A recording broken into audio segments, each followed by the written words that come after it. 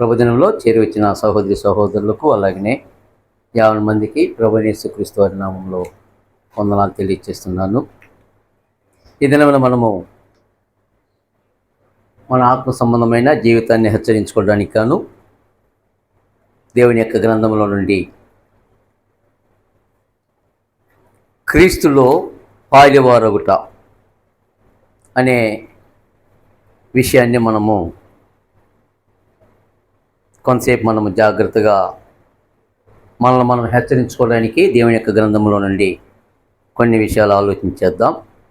క్రీస్తులో పాలివారగుట.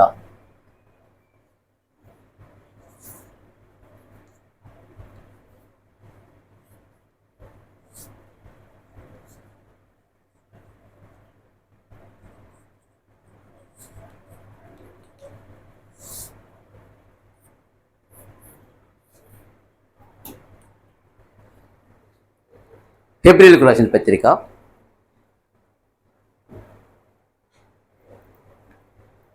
3వ అధ్యాయము.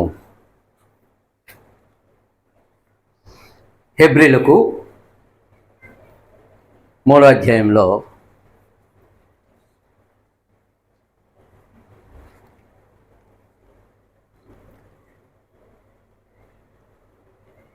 13వ వచనం నుండి 15వ వచనం వరకు మనము జాగ్రత్తగా గమనించండి.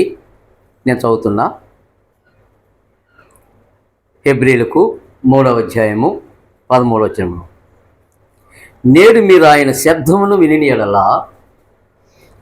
కోపము పుట్టించినప్పటి వలె మీ హృదయములను కఠినపరచకొనకుడని ఆయన చెప్పెను కనుక పాపం వలన కలుగు భ్రమ చేత మీరు ఎవడునూ కఠినపరచబడకుండునట్లు నేడు అనుబడు సమయం ఉండగానే ప్రతి దినమును ఒకరినొకరు బుద్ధి చెప్పుకొనుడి.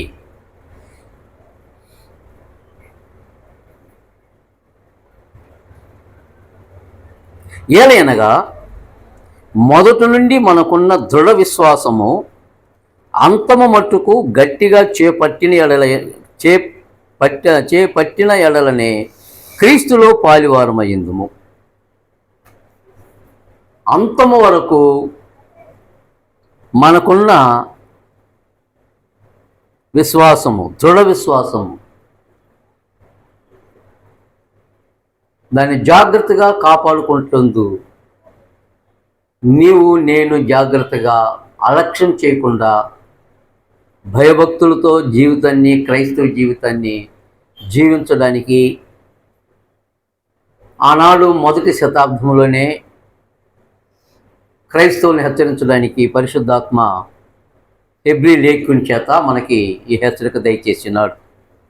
కాబట్టి క్రీస్తులో పాలివారవుట అనే విషయంలో ఇక్కడ మనం చదవబడిన భాగంలో దీన్ని మనము 3 భాగాలుగా విభజించబడినప్పుడు, ఒకటి,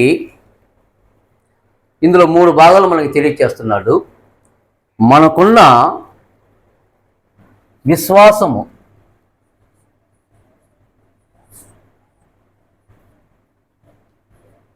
అయిపోయిందా? నీకున్న విశ్వాసము దృఢంగా ఉండాలి. దృఢంగా ఉండాలి. 2, ఆ దృఢంగా ఉన్న విశ్వాసాన్ని అంతం వరకు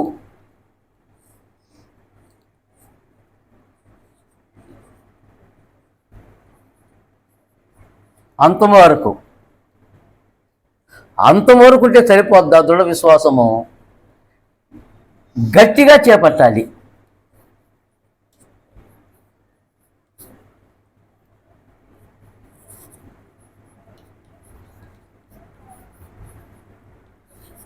గట్టిగా చేపట్టాలి. ఈ 3 విషయాల్ని మన జాగ్రత్తగా రచయిత మన క్రైస్తవ జీవితాన్ని హెచ్చరించేటప్పుడు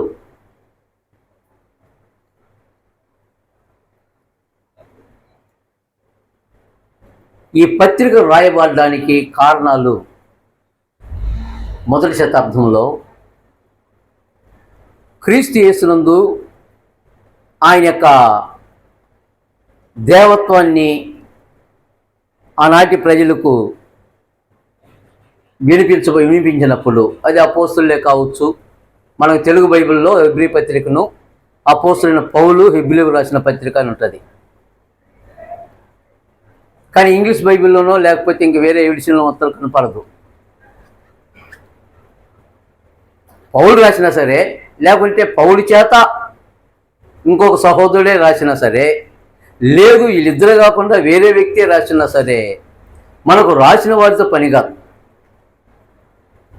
అందులో రాయబడిన సందేశము నీకు నాకు అది ప్రయోజనకరము. అక్కడ చెప్పనయున్న ఉద్దేశాల గురించి మనం జాగ్రత్తగా గమనించినప్పుడు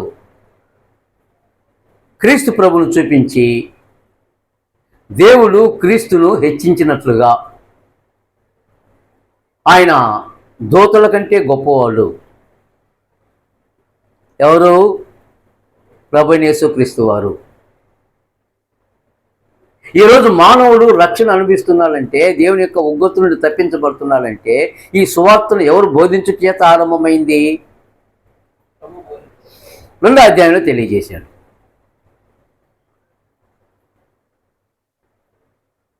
సూచక్రియల చేతను మహత్కార్యముల చేతను ప్రభువైన యేసుక్రీస్తు వారి ద్వారా మీకు సువార్త ప్రకటించబడింది మొట్టమొదటిగా. అలాగన ఇప్పుడు మనకు అనేకమైన విషయాలు అందులో ఇమిడ్చి ప్రభువైన యేసుక్రీస్తు వారు ఎంత గనుడో ఒక్కొక్క విషయాన్ని మనకి ఇక్కడ హైలైట్ చేసి చూపిస్తూ వచ్చేసాడు. కాబట్టి ఆయన యొక్క శ్రేష్టతను వివరించిన తర్వాత ఎందుకు ఇంత విషయాలు వారికి వివరించబడింది అన్నప్పుడు, వివరించబడిన విషయాలు ఎందుకు చెప్తున్నాడంటే, హెబ్రీలో ఉన్న ఈ క్రైస్తవులు అంటే వాళ్ళు యూదులు అవచ్చు, లేకపోతే ఇశ్రాయిలన్నా యూదులన్నా ఒకటే. కానీ రెహబాం కాలంలో వేరైన రెండు రాజ్యాలు,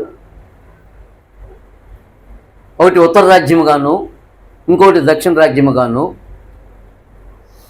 ఒక ప్రక్కేమో యోదయాన్ని క్యాపిటల్గా చేసుకొని అంటే యెరూషలేములో మందిరము, దేవుని యొక్క మందిరము, రాజు యొక్క సింహాసనము. రెండో భాగంలో వారు షమ్రోన్ అనే ఒక వ్యక్తి దగ్గర ఒక కొండను కొని అక్కడ దాన్ని క్యాపిటల్గా పెట్టుకొని అక్కడ దాని పేరు సమరియా అని పేరు పెట్టుకున్నారు. కొంతకాలం అయిపోయిన తర్వాత వారు విపరీతంగా పాపం చేసినందువల్ల దేవుడు అక్కడ నివాసం చేసిన ఇశ్రాయేలీల్ని అష్షూరు రాజుకు పట్టించేశాడు. అష్షూరు రాజు వారిని చెరగొని తన రాజ్యానికి తీసుకుని వారిని ఎక్కడంటే అక్కడ వారిని వదిలిపెట్టేశాడు, వాళ్ళు బ్రతుకు దిగు చేసుకోమని. కానీ ఈ రాజ్యం ఇప్పుడు ఖాళీ అయిపోయింది కదా, ఇశ్రాయేల్ రాజ్యం ఖాళీ అయిపోయింది కాబట్టి అక్కడ జనాన్ని ఇక్కడ పెట్టేశారు. వాళ్ళు యూదులు కాదు, అన్యులు కాదు, వాళ్ళు ఎవరో అన్యులే లెక్కకి. యూదులు కాని ప్రతి వాడు అన్యుడే. వారు దేవుని యొక్క మర్యాదను తెలియకుండా దేవుని యొక్క రాజ్యములో విపరీతమైన చర్యలు జరిగిస్తున్నప్పుడు దేవుడు వారి మధ్యలోనికి సింహాలను పంపించాడు. ఈ సింహాలు వచ్చి మనుషుల్ని విపరీతంగా చంపేయడం వల్ల వారు భయపడి అష్షూరు రాజుకి విషయాన్ని తెలియజేశారు. అయ్యా, నువ్వు మమ్మల్ని తీసుకుని వస్తే ఈ రాజ్యానికి, ఈ రాజ్యంలో సింహాలు భయంకరంగా మమ్మల్ని చంపేస్తున్నాయి, మేమేం చేయాలి అన్నప్పుడు అప్పుడు రాజు ఏం చేశాడంటే, అష్షూరు రాజు ఆ దేశంకున్న పరిస్థితి, వారు ఏ దేవుణ్ణి పూజ చేస్తున్నారు, ఆ దేవుని పేరేంటి, ఆయన్ని శాంతింప చేయడానికి ఏం చేయాలి అనే విషయాలు కనుక్కొని అక్కడ ఒక యాజకుని పంపించారు. ఒక లేవి యాజకుని పంపించడం వల్ల ఆ లేవి యాజకుడు వద్దరికి వచ్చి దైవ నియమాలను వాళ్ళు నేర్పించినప్పుడు దాన్ని ఇష్టపడి ఆ సమరీలో ఉన్న జనులు ఇష్టపడి వచ్చిన వారు దేవుని ఆరాధన చేయడానికి ప్రారంభించేశారు. నేను ఇంతకు ముందునే చెప్పేది ఈ విషయాలన్నీ. వారిని వాళ్ళు అటు అన్యులు కాదు, ఇట యూదులు కాదు కనుపట్టి వారిని సమరయులు అని చెప్పేశాడు. ఈ సమరయులతో ఇశ్రాయేలీయులు సాంగత్యం చేయరు. అంటే వాళ్ళు పెట్టింది తినరు, వాళ్ళ గ్లాసుల్లో నీళ్ళు తాగరు. వాళ్ళు అంటరాని వారుగా వారిని భావించి, ఒకవేళ శాస్త్రీయ పరిచయాలు ఉంటే వారి మార్గాలు గుండా కూడా పోరంట. అంత నిష్ఠగా వారిని అంత హేయంగా చూడడం ప్రారంభించినందువల్ల వారు యెరూషలేము యొక్క దేవాలయానికి రాకుండా ఆ గెరిజీము కొండ మీద ఒక మందిరాన్ని కట్టుకొని అందులో దేవుని గురించి ఆరాధన చేసుకుంటూ వచ్చేసారు.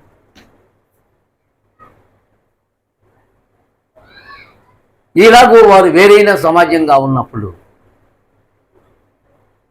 ఇక్కడ యూదుల పరిస్థితి ఏంటి? యూదులు తప్పు చేశారు. దేవుడు వారిని 70 సంవత్సరాలు బబులోనులో బానిసలుగా పంపించడం జరిగింది. బానిసలుగా పంపించిన తర్వాత 70 ఏళ్ళు తర్వాత జనాంగం మరలా రాసాగినారు.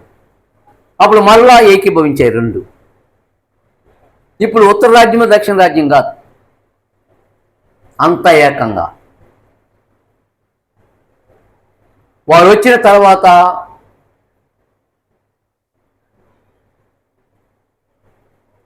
నెహెమ్యా అధికారిగా, ఎజ్రా దేవుని విషయాలు తెలియచేసే శాస్త్రిగా, వాళ్ళు దైవభక్తులు కాబట్టి వారికి వచ్చి వాళ్ళని హెచ్చరించి మారు మనసు అనుభవం వాళ్ళకి తెప్పించి మరలా యథాస్థితికి మరలా వారిని అక్కడ ఇశ్రాయేల్ రాజ్యంగా మొత్తం కలిసి ఇశ్రాయేల్ దేశంగా పరిగణించబడిన దాదాపు 400 సంవత్సరాలు మలాకి గ్రంథం నుండి మత్తయి సువార్త రాయబడిన సమయానికి దీన్ని ఏమన్నారంటే డార్క్ ఏజ్ అన్నారు అనమాట. దాన్ని అంటే ఒక చీకటి యుగం లోకానికి.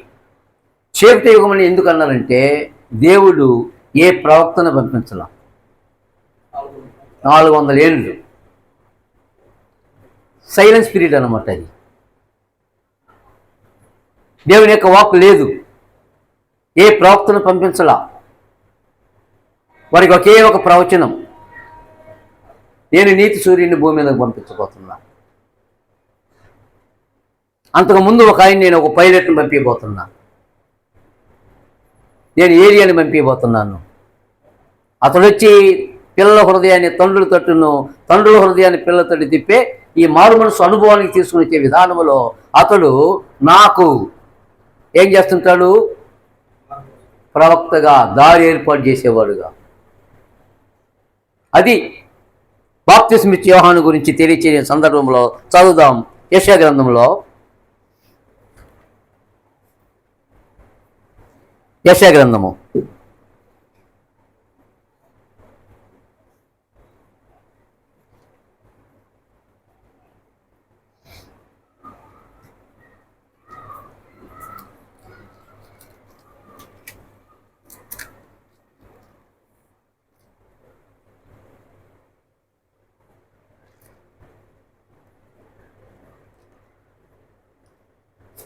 4వ అధ్యాయము.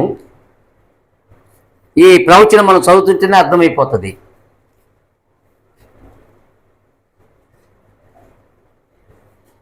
మూడవ వచనం నుండి యెషయా గ్రంథము 40వ అధ్యాయం 3వ వచనంలో, ఆలకించుడి, అడవిలో ఒకడు ప్రకటించుచున్నాడు. ఎట్లనగా అరణ్యములో యెహోవాకు మార్గము సిద్ధపరచుడి, ఎడారిలో మా దేవుని రాజమార్గము సరళము చేయుడి. ప్రతి లోయను ఎత్తు చేయవలను, ప్రతి పర్వతమును ప్రతి కొండను అణచవలను. వంకరవి చక్కగాను కరుకైనవి సమముగాను ఉండవలను. యెహోవా మహిమ బయలుపరచబడును, ఒకళ్ళను తప్పకుండా సర్వ శరీరులు దాన్ని చూసేదరు. ఇలాగు జరుగునని యెహోవా సెలవిచ్చి ఉన్నాడు. ఇలాగు జరుగునని యెహోవా సెలవిచ్చున్నాడు. కాబట్టి ఈ ప్రవచనం ఎవరిని గురించి? బాప్తిస్మం ఇచ్చే యోహాను గారిని గురించి. ప్రభువైన యేసుక్రీస్తు వారికి ముందుగా ఈ ప్రవచనమే ఎత్తి చూపించారు. వాళ్ళకి చూపించిన తర్వాత అనేకులు మారు మనసు విషయం వారు బాప్తిస్మం పొందారు. ఎవరు? అన్యుల దగ్గరికి రాల యోహాను గారు, వచ్చింది ఇశ్రాయేల్ దగ్గరికే. ఇశ్రాయేల్ అనేకులు యోహాను గారి యొక్క మాటలు విని మారు మనసు విషయమైన బాప్తిసం పొందారు. కానీ ఒక్కరు మాత్రం పొందలా. అంటే ఒక తెగ, ఎవరంటే శాస్త్రి పరిచయులు. తమ విషయమైన దేవుని యొక్క సంకల్పమును వారు తమకున్న అతి తెలివితో అజ్ఞానము చేత వారు దేవుని యొక్క సంకల్పాన్ని నిరాకరించారు. ఆ విషయం ప్రభువైన యేసుక్రీస్తు వారు తేటగా వారికి జ్ఞాపం చేశాడు. ఇలాగూ మరలా ప్రభువైన యేసుక్రీస్తు వారు భూమి మీదకి రావడము, ఆయన 33 సంవత్సరం భూమి మీద ఉండి కార్యాలు జరిగించి దేవుణ్ణి కృపాసత్యములు యేసుక్రీస్తు ద్వారా లోకానికి బయలుపరచబడినప్పుడు అద్వితీయ సత్యదేవుణ్ణి బయలుపరిచింది ప్రభువైన యేసుక్రీస్తు వారు. ఎవడును ఎప్పుడు తండ్రిని చూసిండలేదు. తండ్రి రొమ్మున అద్వితీయ కుమారుడే ఆయన్ను బయలుపరిచారు. కాబట్టి దేవుడు ఒక ఆయన ఉన్నాడు. ఆయన మీ దగ్గర ఇలాంటి ఆరాధన కోరుతున్నాడు. ఆ ఆరాధన ఒక ఎరుసలేము కాదు. అమ్మా, ఒక కాలం వస్తున్నది. ఆ కాలంలో ఈ కొండ మీద కానీ ఎరుసలేమునైనా మీరు తండ్రిని ఆరాధించవలసిన కాలం ఇది. ఇది ఆత్మతో సత్యంతో ఆరాధించబోయే కాలం. ఆరాధన పొందేది తండ్రి అయిన దేవుడు.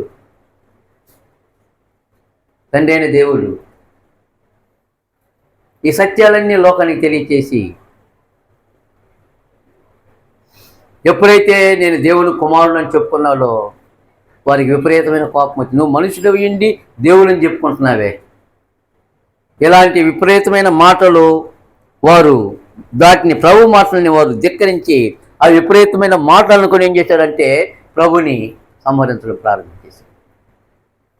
అంటే ఆయన నిరాకరించారనమాట. ఇశ్రాయేలు నిరాకరించినప్పటికీ నేనే మార్గమును, నేనే సత్యమును, నేనే జీవమునై ఉన్నానని, నేనుగాక ఇంకా నా ద్వారా తప్ప ఎవడును తండ్రి యొద్దకు రాలేడు అని గ్యారెంటీగా అని చెప్పి తెలిపిన తర్వాత ఇంక వేరే మార్గం లేదు. ఏ మానవులు ఎంత జ్ఞాని అయినా సరే, ఎంత భక్తుడైనా సరే, ఎంత ప్రేమను ఒలగబోసేవాడైనా సరే, లేదు త్యాగి అయినా సరే, వాని వల్ల మనకు రక్షణ లేదు. నిన్ను నన్ను రక్షించడానికి ఒకే మార్గం ఎవరు? ప్రభువైన యేసుక్రీస్తు వారు మాత్రమే. నేనే అని చెప్పడంలో 5 వ్యక్తి పలికిన మాట. అలా కొంతకాలము ఇశ్రాయేలీయులు ప్రభు ద్వారా అనేకమైన విషయాలు తెలుసుకున్నవారై ఆయనకు లోబడి క్రైస్తవులుగా ప్రభు చనిపోయిన తర్వాత కొంతమంది విశ్వసించి అపోస్తలుల యొక్క బోధలో కాలక్రమంలో వారు క్రైస్తవులు అయ్యారు. అయిపోయింది ఇంచుమించు 100 ఏళ్ళ వరకు సరికాల. క్రైస్తవ యుగం ప్రారంభించి 100 ఏళ్ళు కూడా దాదాపుగా కాల.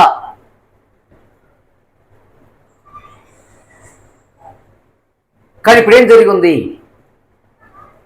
ఈ హెబ్రీలు ఏ ప్రాంతంలో ఉన్నారో తెలపలేదు. కానీ ఒకవేళ వాళ్ళున్న స్థలము మనకి ఇక్కడ చెప్పుంటే తేటగా చెప్పుండేవాడే రచయిత. కానీ వారు ఇశ్రాయేలీలే, క్రైస్తవులైన వారు.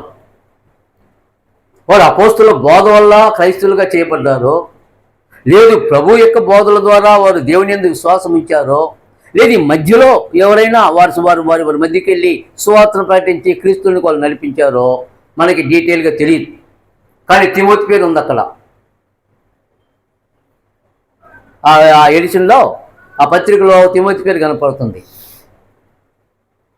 పేతురు రాసినా, పౌలు రాసినా, మరి ఎవరు రాసినా, వేరే సహోదరులు రాసినా దేవుని యొక్క వర్తమానమే. మరి అలాంటప్పుడు దేవుని యొక్క వర్తమానాన్ని చెప్పినప్పుడు ఎందుకు వీళ్ళకి రాయబడిందంటే, వారు క్రైస్తవేతరులు, అంటే క్రైస్తవులు కాని వారు ఈ క్రైస్తవుల్ని అనగా హెబ్రీ పత్రికలో రాయబడిన ఎవరు అయితే రాబడిందో ఆ రాయబడిన ఆ యొక్క క్రైస్తవుల్ని హింసిస్తున్నారు. ఎక్కువగా వారిని శ్రమల పాలు చేసినారు. అది ప్రభుత్వమే కావచ్చు, లేదు కపట సహోదరులే కావచ్చు, లేకపోతే శత్రువులే కావచ్చు. ఎవరో ఒకరి ద్వారా వారికి హింసలు జరిగినప్పుడు వారిలో కొంతమంది భయపడిన వారు ఏం చేశారంటే, ఎందుకు మేము కొత్త నిబంధన కింద వచ్చాము, యేసుని మేము నమ్ముకోవాలా, యేసు ద్వారా దేవుని ఎందుకు ఆరాధన చేయాలా, ఎంత పెద్ద తలనొప్పిగా ఉంది అనుకొని మరలా పాత నిబంధనకి వెళ్ళిపోదాం మనం. మరలా మనము పాత నిబంధనకి వెళ్ళిపోదాము. అంటే బలులు అర్పణలు వీటికే దేవుతే మనకి ఏ గొడవ లేదు కదా అనుకొని ఒకరినొకరు హెచ్చరించుకుంటూ దేవుని యొక్క కార్యక్రమాలని అలక్ష్యం చేయడం ప్రారంభించారు. సమాజంగా కోల్లేదు. ఆదివారం నాడు దేవుడిని ఆత్మతో సత్యంతో ఆరాధన చేసిన వారే, కానీ ఇప్పుడు లేరు. కాలక్రమంలో వారు దేవుని యందు ఉన్న విశ్వాసాన్ని తొలగించుకున్నారు. తొలగించుకుని మళ్ళా పాత నిబంధన యొక్క ఆచారాలకి, పితృపారంపరమైన ఆచారాలకి వెళ్ళి అదే బాగుందనుకుంటూ కొంతమంది వారిని ప్రోత్సహించినందువల్ల లోపలికి వెళ్ళిపోయారు. అంటే పాత నిబంధన కాడికి వెళ్ళిపోయారు. అట్టి సమయంలో దేవుడు ఎవరో ఒక సహోదరుని చేత ఈ పత్రికలు మనకి, వాళ్ళకే కాదు ఇది మనకు కూడా, క్రీస్తు ప్రభు ప్రాముఖ్యం సుమా, ఆయన లేకుండా నీకు పరలోకం లేదు. ఇక్కడ నువ్వు క్రీస్తులో నువ్వు లేకపోతే అక్కడ నువ్వు క్రీస్తు దగ్గర నువ్వు ఉండలేవు, పరలోకంలో ఉండలేవు. ఎందుకని ఆయన వాగ్దానం చేశాడు, నా తండ్రి ఇంట అనేక నివాసాలు ఉన్నాయి, లేని ఎల్లా నీతో నేను చెప్తాను, చెప్పుదును. నేను వెళ్ళి మీకు స్థలం సిద్ధపరిచి, గమనించండి, ఇక్కడ నేనుండు స్థలంలో, ఎవరుండు స్థలంలో? ప్రభు అయిన క్రీస్తు వారు ఉండు స్థలంలో. పరలోకం ఆయన లేకుండా లేదు, ఆయన లేని పరలోకము లేదు. కాబట్టి ఇప్పుడు చెప్తున్నాడు, నేనుండు స్థలంలో మీరును ఉండులాగా నేను మరలా వస్తా.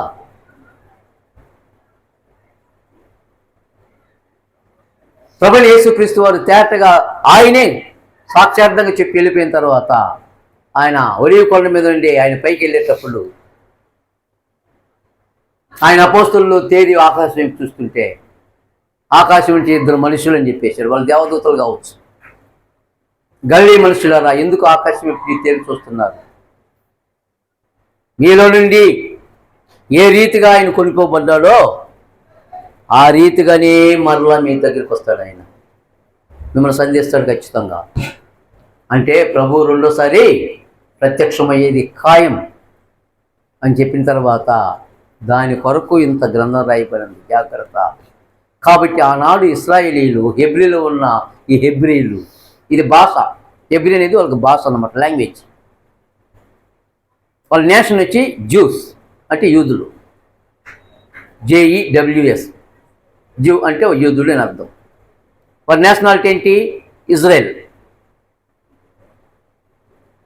వాళ్ళ క్యాపిటల్ వచ్చి ఇంతకుముందు యెరూషలేం ఉన్నది, కానీ ఇప్పుడు యెరూషలేం కాదు. ఇప్పుడు వాళ్ళ యొక్క క్యాపిటల్ ఏంది? టెల్ అవీవ్ అన్నారు అనమాట. దాన్ని యెరూషలేం దగ్గర ఉండొచ్చు దాదాపుగా, అది వాళ్ళు మార్చుకున్నారు, కానీ బైబిల్ చెప్పేది యెరూషలేమే. మరి ఇలాంటి పరిధిలో వారు విజృంభిస్తున్నప్పుడు దేవుని యొక్క గ్రంథంలో వారు చేసిన ఈ యొక్క పొరపాట్లు, కొత్త నిబంధనలు వదులుకొని మరలా పాత నిబంధన ఆచారాల దగ్గరికి వెళ్ళినప్పుడు వారిని హెచ్చరించడానికి తెలియజేయబడిన ఈ యొక్క పత్రికలో చెప్తున్నాడు. వారు మొట్టమొదటిగా లూజ్ ఇచ్చింది ఎక్కడ లూజ్ ఇచ్చారు? వాళ్ళు విశ్వాసంలో. అందుకు వాళ్ళ పితరుల గురించి ఇప్పుడు మాట్లాడుతున్నాడు. ఈ 3 విషయాలు మనం జాగ్రత్తగా గమనించాలంటే 3వ అధ్యాయంలో మొదటి భాగంలో మనం గమనించినప్పుడు నమ్మకత్వాన్ని గురించి తెలియజేస్తున్నాడు. నమ్మకత్వం, దేవునికి కావాల్సిన నమ్మకత్వం. దేవునికి కావాల్సింది నమ్మకత్వం. అది నువ్వైనా సరే, నేనైనా సరే.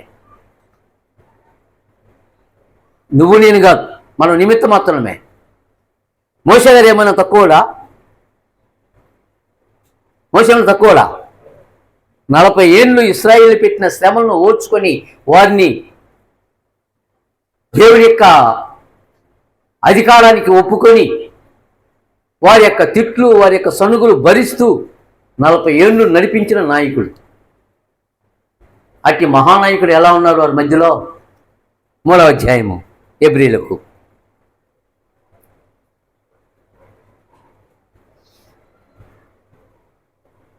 రెండవ వచనంలో దేవుని ఇల్లంతటిలో మోషే నమ్మకముగా ఉండినట్టు. ఎలాగున్నాడు? నమ్మకముగా ఉన్నాడు ఆయన. దేవుని ఇల్లంతట్లో మోషే నమ్మకముగా ఉన్నట్లు ఈయన కూడా, అంటే ప్రభువైన యేసుక్రీస్తు వారు కూడా తను నియమించిన వానికి నమ్మకముగా ఉండెను. ఎవరికి? తండ్రి అయిన దేవునికి ప్రభువైన యేసుక్రీస్తు వారు ఎలా ఉన్నారు? నమ్మకంగా ఉన్నాడు, నమ్మకముగా ఉండెను. ప్రతి ఇల్లును ఎవడైనా ఒకరి చేత కట్టబడును, సమస్తమును కట్టినవాడు దేవుడే.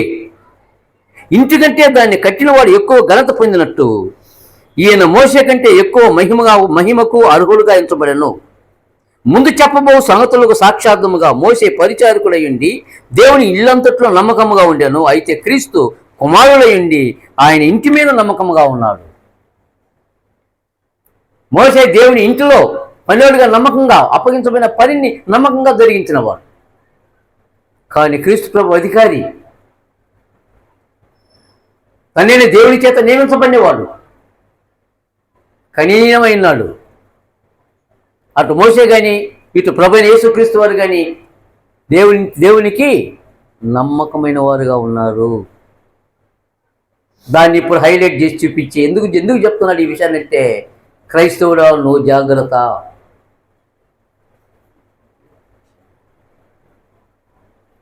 పిలిచిన ఆయనకి నమ్మకంగా ఉండు. నమ్మకంగా లేకపోతే చాలా ఇబ్బందులు పడతావు, ఇబ్బందులు పాలవుతావు. జాగ్రత్త. కనుక నేను ఎప్పుడైతే క్రీస్తు యేసునికి నేను బాప్తిసం పొందానో ఆ దినము నుండి నన్ను ప్రేమించి నా కొరకు ప్రాణత్యాగం చేసిన క్రీస్తు యేసునందరి విశ్వాస మూలముగా నేను జీవిస్తానని చెప్పాడే, దాన్ని నమ్మకంగా చేయి. సువార్త పని నమ్మకమైన వారికి అప్పచెప్పబడింది. తిమోతికి 2వ పత్రిక సువార్త ఎవరికి అప్పచెప్పబడిందో చూపిస్తున్నాడు ఇక్కడ. 2వ పత్రిక తిమోతికి 2వ అధ్యాయము 1వ వచనం నుండి పౌలు గారు తిమోతికి రాస్తూ, నా కుమారుడా, క్రీస్తు యేసునందున్న కృపచేత బలవంతుడు కమ్ము. నీవు అనేక సాక్షుల ఎదుట నా వల్ల విన్న సంగతులను ఇతరులకు బోధించుటకు సామర్థ్యము గల నంబర్ 1, నంబర్ 2 నమ్మకమైన మనుషులకు అప్పగించము. మొదట ఉండాలి చెప్పగలిగిన సామర్థ్యత, దాచిపెట్టుకునేవాడు కాదు. సిగ్గుపడనక్కర్లేని పనివానిగా, సత్యవాక్యములు సరిగా ఉపదేశించు అనిగా. సత్యవాక్యాన్ని ఉపదేశించినా సిగ్గుపడకుండా పనే చేసినా నేను ప్రభువుకు నమ్మకంగా లేకపోతే ప్రయోజనం లేదు. అందుకే చెప్తున్నాడు, నమ్మకమైన వారికి అప్పచెప్పు. సామర్థ్యం ఉండాలి, 2 నమ్మకము ఉండాలి. నమ్మకం ఉండాలి.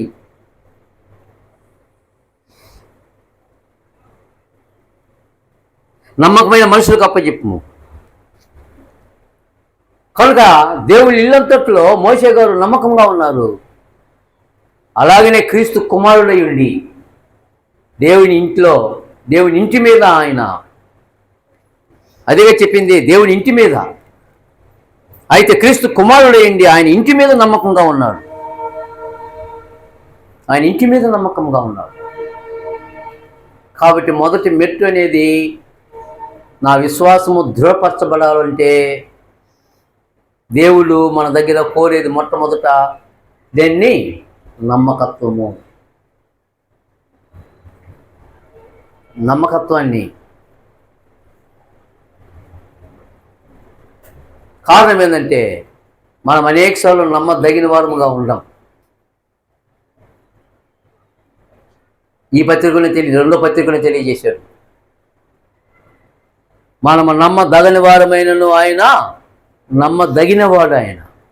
ఆయన తన స్వభావమునకు విరోధముగా ఏది చేయడు. ఆయన దేవుడు. అందుకు ఆయన నమ్మకత్వం కోరుతున్నాడు. సో ఇప్పుడు మనము రాయబడిన సందర్భాన్ని ఎందుకు ఇక్కడ నమ్మకత్వం ఉన్నప్పుడు, దేవుని ఇంటిలో అంటే అప్పజెప్పబడిన పనిలో మోషే గారు నమ్మకంగా ఉన్నారు.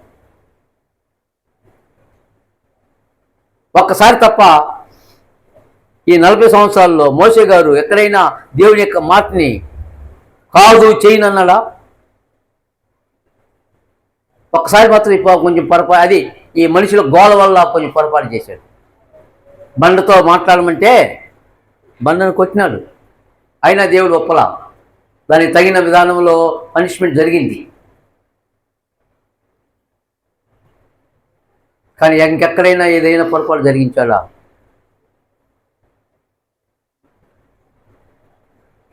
తన స్వభావంలో, బుద్ధిలో మంచి స్వభావం, మంచి బుద్ధి కలిగినవాడు.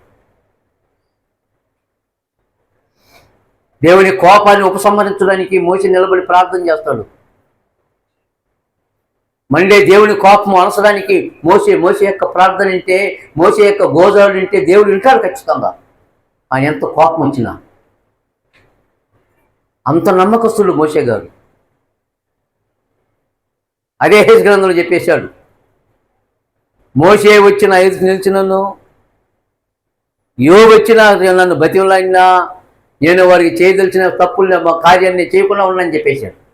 అంటే మోషే గారు ప్రార్థిస్తే అనేకసార్లు దేవుడు వాళ్ళు ఏం చేశాడు? తప్పించాడు. మనకు రుజువు ఉన్నది.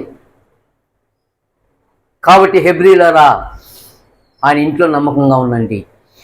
ఆయన ఇల్లు ఎక్కడో కాదు, నువ్వే ఆయన ఇల్లు, నేనే ఆయన ఇల్లు. ఇదిగా దేవుని ఇల్లు, నువ్వు నేను దేవుని ఇల్లు. క్రీస్తు యేసునందు నువ్వు నేను ఒక రాయి. మనం ఆత్మ సంబంధమైన మందిరము. ఈ రాళ్ళు బాడవు, ఈ రాళ్ళు ప్రార్థన చేయవు, ఈ రాళ్ళు దేవునికి బలి అర్పించవు. ఇటుకలు, సిమెంట్లో ఉన్న ఇటుకల వల్ల ఏం కాదు. కానీ నేను ఒక రాయిని, నేను పాడగలను. నువ్వు ఒక రాయివి, నువ్వు ప్రార్థన చేయగలవు. నువ్వు ఒక రాయివి, నువ్వు అర్పించగలవు దేవునికి బలిని.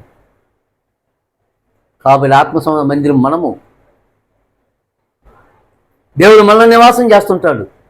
కాబట్టి చెప్తున్నాడు ఇక్కడ, నిరీక్షణ వలన ఉత్సాహమును తుదమట్టుకు స్థిరముగా చేపట్టినలా మనమే ఆయన ఇల్లు. మనమే ఆయన ఇల్లు. ఈ ఇంటిని చెడపొద్దు, ఇంట్లో నమ్మకంగా ఉండు. ఎందుకు ఇంత వాక్యం చెప్తున్నాడంటే, ప్రస్తుతం ఎవరు తప్పిపోయి ఉన్నారు? పత్రికలు రాయబెట్టేటప్పుడు హెబ్రీలు క్రొత్త నిబంధన విడిచి పాత నిబంధన మళ్ళినందువల్ల వాళ్ళని హెచ్చరిస్తూ ఎప్పటికి వెళ్తున్నాడంటే ఇశ్రాయేల్ యొక్క ప్రయాణం దగ్గరికి వెళ్ళాడు.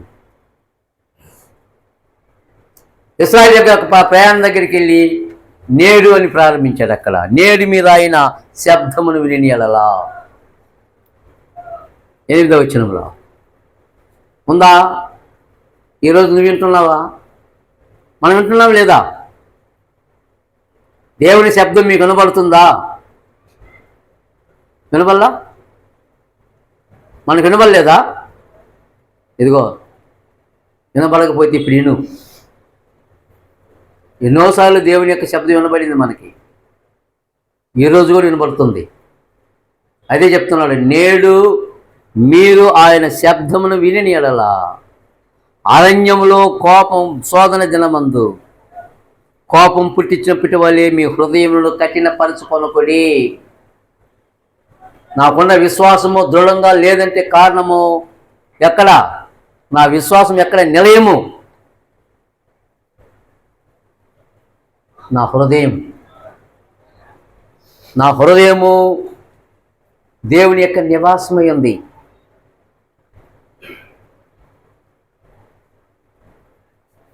దేవుని యొక్క నివాసము. నేను దేవుని నేను ప్రేమించి నా హృదయంలో నీ ఎదుటి నేను పాపం చేయకున్నట్లు ఎక్కడ పెట్టుకున్నాడు వాక్యాన్ని? కీర్తనకారుడు, నా హృదయంలో నీ వాక్యం ఉంచుకుని ఉన్నాను. నేను పాపం చేయకుండా కాపాడబడ్డానికి ఆయన వాక్యము. అదే వాక్యం ప్రభువైన యేసుక్రీస్తు వారు కూడా తెలియజేశారు. ద్రాక్షావళి ఉపమానంలో.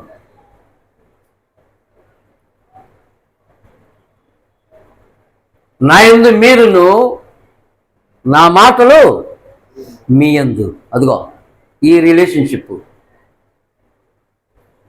నా యందు మీరు, మీ యందు నా మాటలు. ప్రభువైన యేసుక్రీస్తు వారి యొక్క మాటలు నీలో నాలో ఉంటే ఆయన ఉన్నట్టే.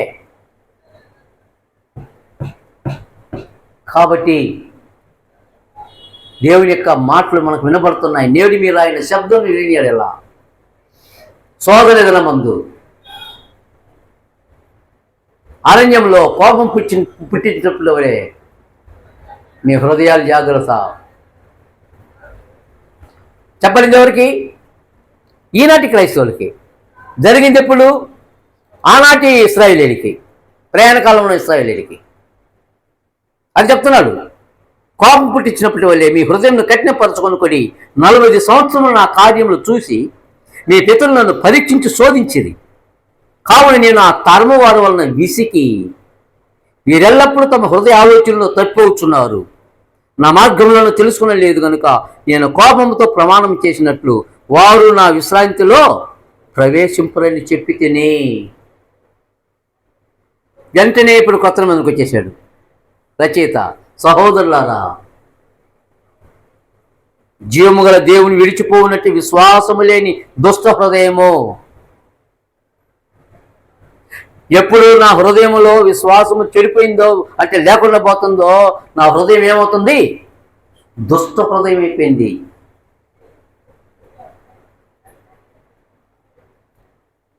విశ్వాసము దృఢంగా నిలుపుకునేది నా వంతే, అది నా దగ్గరనే ఉంది. దుష్ట హృదయాన్ని రప్పించుకునేది కూడా నా దగ్గరనే ఉంది. దేవుడు పంపించడు. నేను చేసే అవకతవకల వల్ల, నా నిర్లక్ష్య స్వభావం వల్ల, నేను జరిగించే కార్యక్రమాల వల్ల నాలో దుష్ట హృదయం దేవుడు పంపిస్తాడా? అంటే దుష్ట హృదయాన్ని దేవుడు పంపించడు. దేవుడు పంపించేందంటే సౌలుకు పంపించినాడు. ఎందుకు? సౌలుకి ఏం పంపించాడు?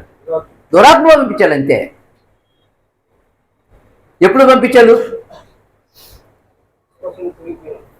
విశ్వాసంలో తిరిగిపోయినప్పుడు, దేవునికి విరోధమైన కార్యాలు జరిగించినప్పుడు, దేవుని యొక్క ఆజ్ఞలను మీరినప్పుడు. ఈరోజు నీ గతి నా గతి కూడా అంతే.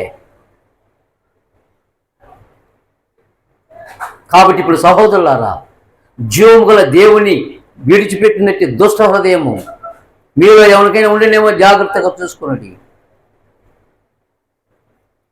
హెబ్రీ క్రైస్తవులారా జాగ్రత్త, ఆలోచించండి. పొల్లాపురంలోని క్రీస్తు ప్రభు సంఘస్థులారా ఆలోచించుదాం. మనమందరము క్రీస్తు యేసు యొక్క సంబంధులు, దేవుని కుమారులము కుమార్తెలము. కాబట్టి నేను జీవము గల దేవుని విడిచిపెడుతున్నానంటే దానికి కారణం ఏంటి? నాకు దుష్ట హృదయం ఉన్న కారణం. నా దుష్ట హృదయం ఎందుకు వచ్చింది? విశ్వాసం సన్నగిలినప్పుడు, ఆయన ఆజ్ఞలు మీరినప్పుడు.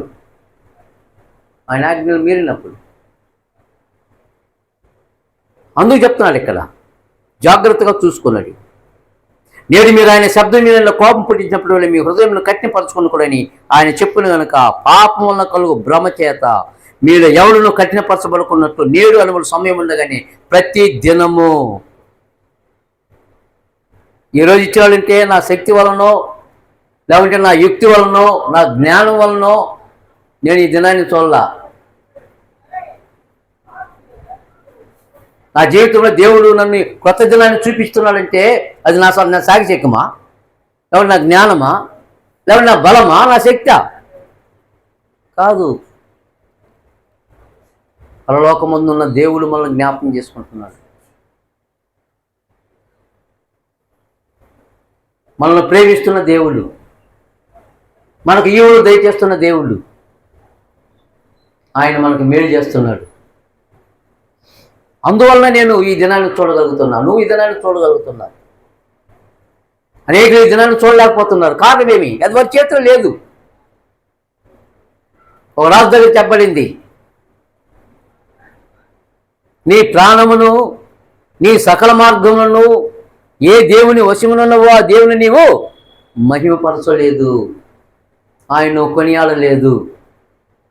నువ్వు పాపం చేసినావు రాజా, కాబట్టి ఈరోజు రాత్రి నువ్వు చనిపోబోతున్నావు. అందుకు ఈ గోడ మీద రాత వచ్చింది, తీర్పు తీర్చేశాడు నిన్ను దేవుడు. ఆ తీర్పులో నువ్వు తగ్గిపోయావు, నీ నూకలు అయిపోయినాయి, నీ పెట్లు బియ్యము అయిపోయినాయని. ఇంక రేపు అన్నం లేదు నీకు, రేపు దినం లేదు నీకు. మన ప్రాణము మన మార్గాలు ఎవరి చేతిలో ఉన్నాయి? భూమి మీద కృప చూపిస్తున్న మహోన్నతుని చేతిలో ఉన్నాయి. ఆయన ఇస్తే మనం అనుభవిస్తున్నాం. ఆయన వద్దనుకుంటే ఏ మానవుడు బ్రతకలేడు. వద్దనుకున్నాడు అనుకో, తీగలమా? దాన్ని పోరాడి తీగలవా? ఏ మానవుని వశంలో ఉంది అది? లేదు. అందుకే చెప్తున్నాడు రచయిత, సహోదరులారా జాగ్రత్త, నేడు అనబడు సమయం ఉండగానే మీరు ఒకరినొకరు బుద్ధి చెప్పుకోండి. ఒకవేళ నీ సహోదరుడు పాత నిబంధన తిరిగి మతంతో పితరాచారాలతో వెళ్ళి మగ్గిపోయి ఇదే బాగుంది, ఇక్కడ మనకేమి దెబ్బలు లేవు, మనకు శ్రమలు లేవు, మనకు కష్టాలు లేవు, ప్రభుత్వం మనకు మేలు చేస్తుంది, అదిగో అందరూ నా బంధువులందరూ నేను క్రైస్తవునందుకు నన్ను దుమ్మెత్తిపోసిన చేతులుగా చూస్తున్నారు, ఈరోజు నేను మరలా వచ్చేసరికి చాలా ఆనందిస్తున్నారు. ఎందుకు? నరకాన్ని తీసుకొని పోయేదానికి. ధర్మశాస్త్రం మూలముగా ఏ శరీరయు దేవుని ఎదుట నీతిమంతులుగా తీర్చబడడు.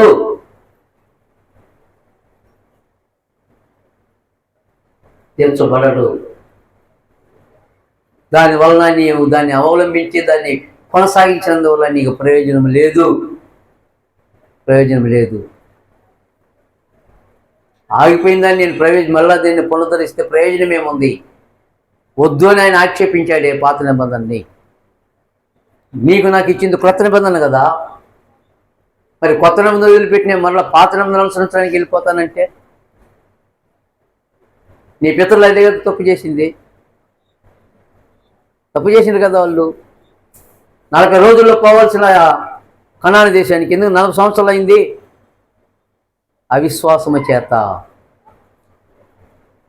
వాళ్ళు ఎందుకు రాలిపోయారు? 3వ అధ్యాయంలో చూద్దాం. ఎబ్రీ పత్రిక 3వ అధ్యాయంలోనే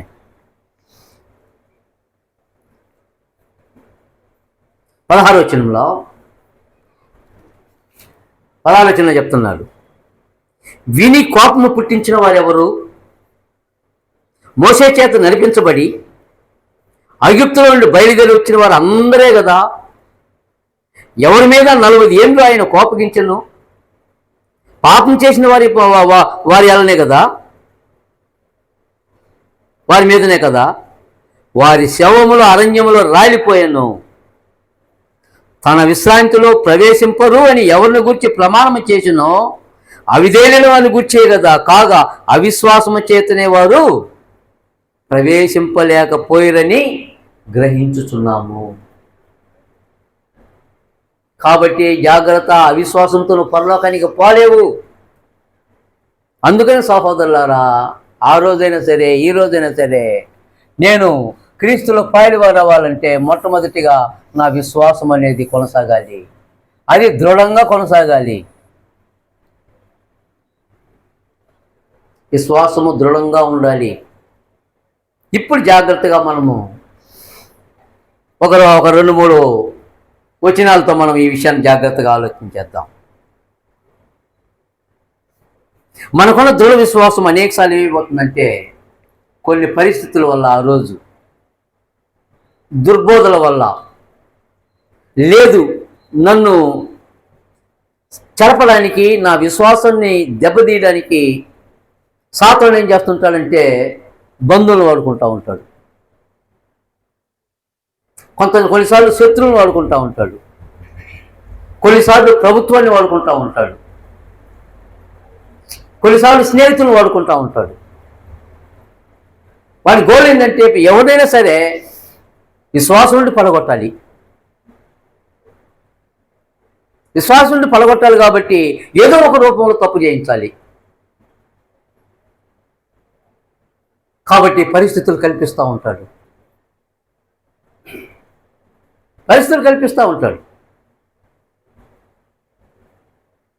నాణ్యంగా భక్తులుగా జీవిస్తున్న యోబుని కదిలించినాడు. ఆ యోబు ఊరకనే నీ యందు భయభక్తులు కలిగి ఉన్నాడా? యోబుకి అన్ని ఇస్తేవి, ఆస్తి అంతస్తువి, భార్య బిడ్డలను ఇస్తేవి, ఇచ్చినంత మాత్రం వదిలిపెట్టి ఇంటి చుట్టూ ఏం వేసినావు? నీ కాపుదలని కంచేస్తేవి. ఒకసారి దాన్ని తీసేయి, నాకు పర్మిషన్ ఇయ్యి. యోబు ఏం చేస్తాడో సోదు. నీ ఎదుటినే నిన్ను దూషణ పాలు చేస్తాడు. అలాగా సరే చెప్పో. దేవుడు శోధించాడా? శోధించిన దేవుడు కాదు, సాతాను శోధించినాడు. ఇది సాతానుకు దేవుడైన యెహోవాకు జరిగిన పోరు. ఏం జరుగుతుందో పాపం తెలియదు, నిజంగానే తెలియదు. వచ్చే రావటం ఒకే దినాన ఆస్తి, అంతస్తు, బిడ్డలు సమస్తం కోల్పోయింది. ఒక్క దినంలోనే ఒక్కొక్కగా చచ్చింది. 10 మంది చనిపోయారు. 10 మంది లోపల విందు చేసిన తర్వాత ఆనందంగా ఉంటే 4 గోళ్ళు కూలిపోయినాయి. ఒక తండ్రి కుమారులు 10 మందిని అప్పటికప్పుడే హఠాత్తుగా చనిపోతే తండ్రి యొక్క మనసు ఎలా ఉంటుంది? ఇంక నాన్న దిక్కులేదే, తన కుమార్తెలు చనిపోయింది. అక్కడ వదిలిపెట్టినాడా? సమస్తం పోయింది. ఊజు దేశంలో మహాభక్తుడుగా, ఒక ధనవంతుడుగా, స్థితివంతుడుగా కనబడిన యోబు ఈరోజు ఏమి లేని బేకారైపోయినాడు. దేవుని తిట్టినాడా? భార్య అన్నది ఈ విషయంలో యోబు తన నోరెత్తి దేవుని ఒక్క మాట కూడా అన్నదా, యెహోవా ఇచ్చెను, యెహోవా తీసుకున్నాను. మళ్ళీ వెళ్ళాడు అక్కడికి, మళ్ళీ సవాల్. నా ఎదుటినే దూషిస్తాడంటే ఏం చేయలేదు. దేవుడు నవ్వుకున్నాడు. లేదు, నాకు ఇంకొకసారి పర్మిషన్ ఇవ్వండి. పర్మిషన్ ఎందుకు? అతనికి ఆస్తి పోయింది, బిడ్డలు పోయినారు, అంతా పోయింది. సరే ఇంకేముంది? శరీరంలో ఆరోగ్యం ఉంది కదా, శరీరంలో బలం ఉంది, శక్తి ఉంది, మరలా విద్యుత్ మరలా పైకి రాగలడు. దాన్ని తీసేయడానికి పర్మిషన్. అలాగా రైట్ చెప్పు. అది ఏం జబ్బో తెలియలే మానవునికి కూడా, ఏ డాక్టర్ కూడా తెలియదేమో. ఎంతవరకు పోయింది ఆ క్రిమి? ఎముకలు తాగుతుందంట. అంటే క్యాన్సర్ అనేది ఎంత దూరం క్విక్గా పోయిందో చూడారు చెడిపోవడానికి. యోబు ప్రక్కన కూర్చున్న అతను భార్య యోబు దగ్గర నుంచి దుర్వాసన తట్టుకోలేక ఆమె ముక్కులు గుడ్డ కట్టుకున్నదో లేకపోతే ఇంకేం వేసుకున్నదో. ఇంత పోయింది, ఇంత భయంకరమైన కురుపు పేరున్నావు, ఇంకా దేవుడు అని యథార్థము నమ్మకత్వం అంటా ఉన్నవే. ఒకసారి దేవుని తిట్టి చావరాదు అంటే భార్య రూపంలో. ఇప్పుడు సాతాడు ఉన్నాడు, ఇంకా అంతే. చాలా దూరం ఉందా భార్య? పక్కనే ఉంది. ఈరోజు నీకు నాకు శత్రువులు పక్కనే ఉంటారు. అది నా భార్యే కావచ్చు, నా బిడ్డలే కావచ్చు, నా తల్లిదండ్రులే కావచ్చు. విశ్వాస విషయం జాగ్రత్త సుమి. నీ యొక్క నా విశ్వాసం అనేది దృఢమైన కంటే వాళ్ళు నన్ను క్షీణదశకి తీసుకుని వచ్చేదానికి కారణంగా అనేకులు సాతానుడు ఏ రూపమైనా వాడుకుంటాడు. మనం అందుకే ఆ రోజు హెచ్చరిస్తున్నాడు ఎబ్రీ లేఖకుడు, మనకున్న విశ్వాసము దృఢంగా ఉండాలి. దృఢంగా అంటే అర్థం ఏంటి? ఇక్కడ దృఢము అంటే అర్థం ఏంటంటే ఇటు కొట్టబడకూడదు. పెద్ద గాలికి పెద్ద చెట్లు ఉన్నాయి అనుకో, ఏమవుతాయి? ఇటు అటు పడిపోయేటట్టుగా ఆడతాయి. తుఫాను వచ్చినప్పుడు మీరు తాటి చెట్లు చూడండి, అవి మన మీద పడిన తట్టుకుంటాయి, అంతగా వంగి లేస్తుంటాయి, కొన్ని ఇరిగిపోతాయి. అవి ప్రకృతిలో జరిగే ఒక విపరీతమైన చర్య. అలాంటి గాలి నీకు నాకు కొలద్ది, జాగ్రత్త, కొట్టిస్తాడు సాతానుడు.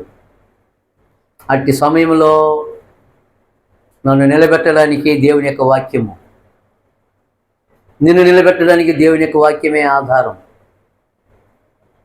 నీ వాక్యము నా పాదములకు దీపము, నా త్రోవకు వెలుగై ఉంది. దేవుని యొక్క వాక్యము బలమైంది నిన్ను నిలబెట్టడానికి, మనల్ని నిలబెట్టడానికి. ఇశ్రాయేలీయులు దేవుని మీద ఆధారపడలా. చిన్న కష్టం వచ్చినప్పుడు, ఆకలేసినప్పుడు తిట్టినారు, దప్పికేసినప్పుడు తిట్టినారు, ఎండ దప్పిక ఎక్కువ తట్టారు, సమస్య వెళ్ళినారు వాళ్ళు. ప్రతిసారి ఏం చేశారు వాళ్ళు? ఏం చేశారు? ఒకసారి 76 కీర్తన గ్రంథము 78 కీర్తన.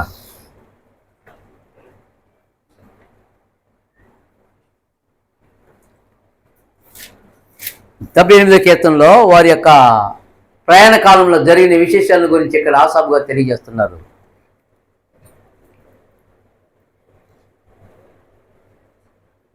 వచ్చేమండి 78:12. ఐగుప్తు దేశములోని సోయన క్షేత్రమందు వారి పితరులు చూచుండగా ఆయన ఆశ్చర్య కార్యములు చేసెను. ఆయన సముద్రమును పాయలుగా చేసి వారిని అద్దరికి నడిపించారా? రైట్. నంబర్ 1, ఆయన నీటిని రాశిగా నిలిపెను. నంబర్ 2, పగటి వేళ మేఘముల నుండి. 3, రాత్రంతా అగ్ని ప్రకాశముల నుండి. 4, ఆయన వారికి త్రోవ చూపెను. అరణ్యంలో ఆయన బండలు చీల్చి. 5, సముద్రం అంతా సమృద్ధిగా వారికి నీరు త్రాగనిచ్చను. బండలో నుండి ఆయన నీటి కాలువను రప్పించను, నదుల వలె నీళ్లు ప్రవహింపజేసను. అయినను వారు ఆయనకు విరోధముగా ఇంకనూ ఏం చేశారు? పాపము చేయుచూ వచ్చిరి. పాపము చేయుచు కాదు, పాపము చేయుచునే అని వచ్చినాడు. పాపము చేయుచునే ఉన్నారన్నమాట. విశ్వాసం లేని దుష్ట హృదయం. అందుకే క్రైస్తవులారా జాగ్రత్త, మనకున్న విశ్వాసము దృఢంగా ఉన్నాయండి, అటు ఇటు కొట్టబడకూడదు. కొట్టబడితే తట్టుకోవాలి. శ్రమలు లేకుండా పరలోకం ఇస్తాడా? నేను కష్టపడకుండా, ఉద్యోగానికి పోకుండా, ఇంట్లో మంచం మీద కాలు వేసుకొని పడుకొని నిలబడితే జీతం ఇస్తాడా నాయనా? నెలంతా కష్టపడాలి.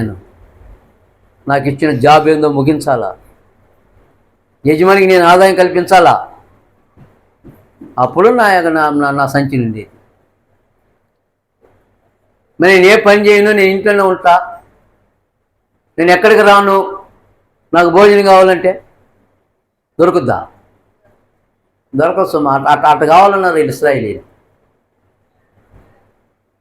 వాళ్ళు అడగలా, సముద్రాన్ని చీల్చాడు. వారు అడగలా, ఆకాశం నుంచి మేఘము ఎండ తగలకుండా. రాత్రిలో ప్రయాణంలో అగ్ని, లైటింగ్ అన్నమాట. వాళ్ళు అడిగారా? దేవుడే చేశాడు.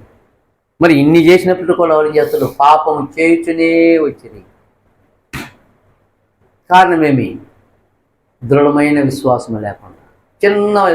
ఏదైనా చిన్న సమస్య వచ్చిందనుకో, ఇంత సమస్య, వాళ్ళు గొప్పగా నోరు తెరిచేది ఇంత. అయ్యో మా భార్యలు మా బిడ్డలు కొల్లబోతారు. దేవుడు ఏమయ్యాడు? సముద్రాన్ని 2 పాయలుగా చేసిన దేవుడు కాపాడలేడా? ఆకాశం నుండి ఆహారాన్ని కురిపించిన దేవుడు సమస్యను తీర్చడా? తెలుస్తా తెలవడా? తెలుస్తాడు. మరి ఎందుకు అవిశ్వాసము? అవిశ్వాసం చేకూర్చబడిందంటే కఠినమైన దుష్ట హృదయంలోనండి. మీ హృదయ కాఠిన్యమును బట్టి. విశ్వాసమైన దుష్ట హృదయం మీలో ఎవరికైనా ఉందేమని జాగ్రత్తగా చూసుకోండి. ప్రతిదినం చెక్ చేసుకో. విశ్వాసం అనేది దృఢంగా ఉండాలి. నేను కష్టపడకుండా నాకు జీతం దొరకదు, అదేలాగా నేను భూమి మీద క్రైస్తవుడిగా శ్రమలు అనుభవించకుండా నాకు పరలోకం ఇవ్వడు దేవుడు. శ్రమ సహించుట సహజం. శ్రమలు వస్తాయి, కానీ శ్రమలు వచ్చినప్పుడు నేనేం చేయాలి? తప్పించుకోవడానికి పారిపోకూడదు. నయోమిలాగా. నయం తప్పించుకోవాలనుకున్నది. బెత్లెహేము యెరూషలేము దగ్గర నుండి ఎక్కడికి పోయింది? మోయాబు దేశానికి పోయింది. ఏం తెచ్చుకున్నది? శాపమే తెచ్చుకున్నది.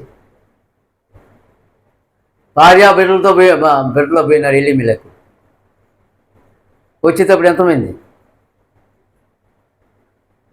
ఇద్దరే వచ్చినారు. అత్తాపాడాలు వచ్చినారు. తల్లి నడిపించే నాయకులేది? తప్పించుకోవాలనుకుంటే శ్రమ సహించుట ధన్యకరము.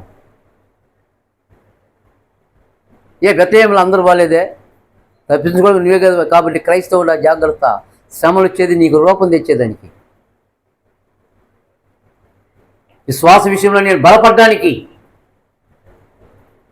మరి దాన్ని తప్పించుకోవాలని కోరుకుంటే, శ్రమలు తప్పించుకోవాలని కోరుకుంటే యోసేపు ఐగుప్తు రాజు అయ్యుండా? అవలేదు సుమా. శ్రమ లేకుంటే నీకు నాకు పరలోకం లేదు. ప్రభువైన యేసుక్రీస్తుని గురించి తెలియజేస్తూ ఆయన కుమారుడయ్యుండి తాను పొందిన శ్రమల వలన విధేయత నేర్చుకున్నాడు. కాబట్టి విశ్వాసము దృఢంగా ఉండాలి. విశ్వాసం ఇటు అటు కొట్టబడకూడదు. కొట్టబడడానికి కారణాలు ఏంటో సమయం అయిపోయింది కాబట్టి ప్రస్తుతం మొదలు పెడుతున్నా నేను. ఎందుకంటే ఇది పాట కొంచెము ఒక 3 వారాలు ఆలోచించాల్సి వస్తుంది. ఆ విషయం జాగ్రత్తగా మనము హృదయ కాఠిన్యం కాకుండా దేవుని ఇంట్లో నమ్మకంగా మొట్టమొదట క్రైస్తవ జీవితం జాగ్రత్త సుమి.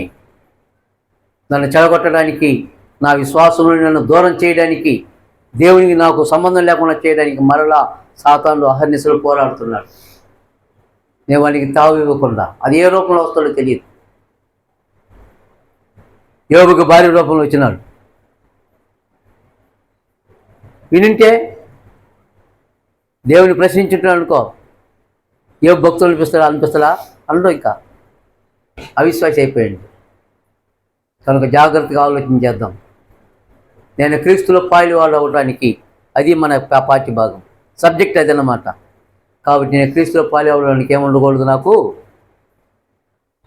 ఏముండకూడదు? దుష్ట హృదయం ఉండకూడదు. ఏముండాలి? దేవుని ఇంట్లో నమ్మకత్వం ఉండాలి.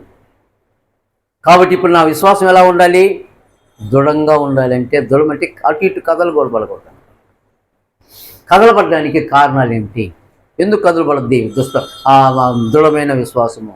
ఎందుకు చెదిరిందంటే ఏదో కారణమై ఉండాలి. చెట్టు అంత పెద్ద చెట్టు ఊగిందంటే ఏమైంది? బలమైన గాలి కొట్టింది. అదేలాగా విశ్వాసం, దృఢంగా ఉన్న విశ్వాసం ఎందుకు అటు ఇటు కదిలిందంటే ఏదో కారణమై ఉండాలి. ఆ కారణాలు ఏంటో ప్రభు చిత్తమైతే ఈసారి వచ్చినప్పుడు ఆలోచన చేద్దాం. వందనాలు.